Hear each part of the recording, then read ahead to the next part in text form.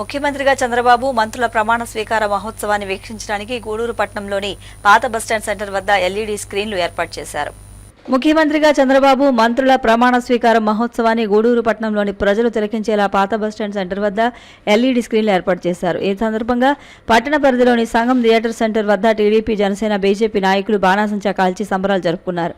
పవన్ కళ్యాణ్ అభిమానుల కేరింతలతో సందడి వాతావరణం నెలకొంది. టీడీపీ రాష్ట్ర కార్యదర్శి శీలం కిరణ్ కుమార్ మాట్లాడుతూ గూడూరు నియోజకవర్గ ఎమ్మెల్యేగా సునీల్ కుమార్ ను ప్రజలు ఆశీర్వదించారని, ఇచ్చిన హామీలను నెరవేరుస్తారని వెల్లడించారు. ఈ కార్యక్రమంలో నాయకులు నానాజీ, శ్రీనివాసులు, చెంచురామయ్య, వెంకటేశ్వర, శివకుమార్ పాల్గొన్నారు.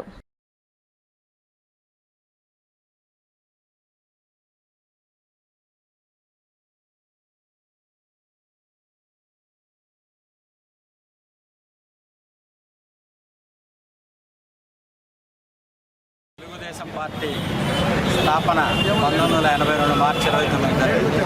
9 నెలల్లో నందమూరి తారక రామారావు ఆంధ్రప్రదేశ్ అంతా పర్యటించి అధికారాన్ని చేపట్టడం జరిగింది. చంద్రబాబు నాయుడు గారు 1995 అక్టోబర్లో సమైక్య ఆంధ్రప్రదేశ్కు ముఖ్యమంత్రిగా ప్రమాణ స్వీకారం చేయడం జరిగింది.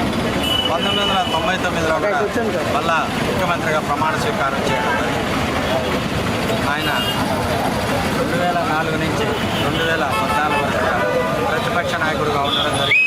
2014లో నూతనంగా ఏర్పడిన నవ్య ఆంధ్రప్రదేశ్కు మొట్టమొదటి ముఖ్యమంత్రిగా ప్రజలు ఒక సీనియర్ వ్యక్తి ఉండాలా, ఆంధ్రప్రదేశ్ను అభివృద్ధి చేయాలా, అభివృద్ధిలో నడిపించే వ్యక్తులు కావాలని ఆలోచించి ఆశించి ముఖ్యమంత్రిగా చంద్రబాబు నాయుడు చేసుకోవడం జరిగింది. 2014లో 2019 ఎన్నికలు వచ్చేటప్పటికీ ఆంధ్రప్రదేశ్ను అభివృద్ధి చేస్తాను, ఒక్కసారి ఛాన్స్ ఉందని ఒక దుష్టశక్తి ఆంధ్రప్రదేశ్లో ఒక్క ఛాన్స్ దాంతో ప్రవేశించి అవినీతి అక్రమ అరాచక పాలనకు నాటి పలికి ఆంధ్రప్రదేశ్ అధోగతి పాలు చేసిన ఏకైక ముఖ్యమంత్రి ఆంధ్రప్రదేశ్లో ఉన్నారంటే జగన్మోహన్ రెడ్డి ఒక్కడే.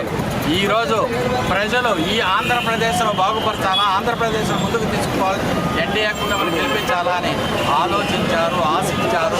వాళ్ళ ఆలోచనని, వాళ్ళ ఆశల్ని అమలు జరిపి ప్రతి వ్యక్తి కూడా తెలుగు ఎన్డీఏ కూటమి ఓటేయాలని ఆశించలే చంద్రబాబు నాయుడు ముఖ్యమంత్రి చేసుకోవాలని ఆలోచించారని. అదేవిధంగా మన గూడూరు నియోజకవర్గంలో ఎన్డీఏ అభ్యర్థిగా తెలుగుదేశం పార్టీ తరఫున పోటీ చేసినటువంటి పాసిల్ సునీల్ కుమార్ గారు స్థానికులు. ఆయన విద్యార్థి దశని కూడా కాలేజీలో చైర్మన్గా వ్యవహరించడం జరిగింది. ఆ తర్వాత 1995లో గూడూరు పురపాలక సంఘానికి జరిగిన ప్రత్యక్ష ఎన్నికల్లో మొట్టమొదటిసారిగా అత్యధిక మెజార్టీతో మున్సిపల్ చైర్మన్గా ఎన్నికవడం జరిగింది. అదేవిధంగా 2014లో శాసనసభ్యుడిగా ఎన్నికయ్యడం జరిగింది. 2024లో జరిగిన శాసనసభ ఎన్నికల్లో ప్రజలందరూ ముఖ్యమంత్రి చంద్రబాబుని చేయాలా, గూడూరు పట్టణ శాసనసభ్యుడిగా మన డాక్టర్ పాసిల్ సునీల్ కుమార్ని గెలిపించాలని వాళ్ళు ఆశించి వాళ్ళ ఆలోచనల్ని అమలు జరిపి ఈరోజు మన యొక్క డాక్టర్ పాసిల్ సునీల్ కుమార్ని 21,192 ఓట్లు